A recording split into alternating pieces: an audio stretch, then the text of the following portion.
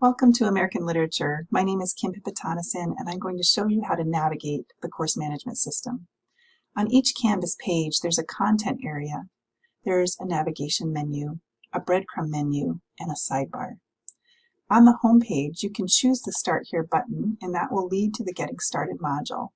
To move through this information sequentially, choose the Next button in the lower right corner, and you'll notice that some of the pages have tabbed content.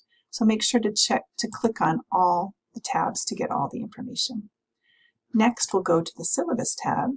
Here we have a printable syllabus and calendar if you'd like a hard copy. And you can also choose the preview panes if you'd just like to preview the document. Below are links to specific areas of the syllabus. Next, let's look at the Modules tab. It starts with the Getting Started module. Next, the Syllabus module. Next, there's a video resource module, and these are video tutorials I have created that advise you on different aspects of composition. After that are the weekly modules, and these each represent 1 week of instruction. So you can see there's learning materials, there's assignments, there's also an overview page which lists what's happening for the week as well as due dates. Now let's go to the discussion board. To create a discussion, what you want to do is to click in the reply box here to write your discussion post, and then you can click post reply.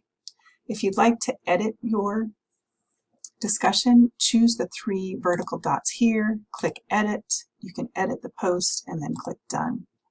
Now each week I usually will check most every discussion board and comment on your post, especially if I see something that you missed. So check in there before if you post on Thursday, I'll check in on Friday or Saturday. Your responses are due by Saturday. So if you see something I mentioned, you have the chance to edit your post before Saturday at 11:59 p.m. for a better grade. Note in the discussion boards there is a checklist to help you remember if you did everything for the post, as well as links to resources that can be helpful. And if you'd like to see the rubric for the discussion board, choose the 3 vertical dots and show rubric, and it's a good idea to go over the requirements for the discussion boards in that rubric.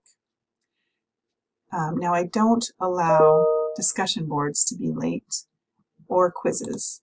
However, there are some assignments that I do allow late. For example, if you look here at the regionalism essay or other assignments that are allowed late, you'll see a note that says this assignment can be turned in up to 3 days late with a 10% point deduction per day late. When you're ready to submit the assignment, you're going to choose the Submit Assignment button. Then you'll choose a file from your computer, your Google Drive, and hit Submit Assignment. That will send it directly to the gradebook. Also note that on all assignment pages, the rubrics are at the bottom of the pages, so just scroll down to see those and make sure to review them before you submit your assignment. When it comes to grades, go to the Grades tab, and you'll see that there is a column for points possible, and then how many points you scored on each assignment. You'll also see icons. This represents the rubric. So if you choose that, you can see how I marked the rubric. And there is a chat box icon. This will show any written comments or video comments that I leave for you. One more note about grading. Sometimes percentages in Canvas can be a little deceiving. My classes are set up to be worth 10,000 points each, and this makes it easy at the end of the semester. If you have 9,000 points and above, that means you have an A. If you have 8,000 to 8,999, that means you have a B. So check your grades as far as points go. If you have questions about that, you can ask me. Overall, I hope this helps you, and I look forward to working with you this semester, and I will see you in the course.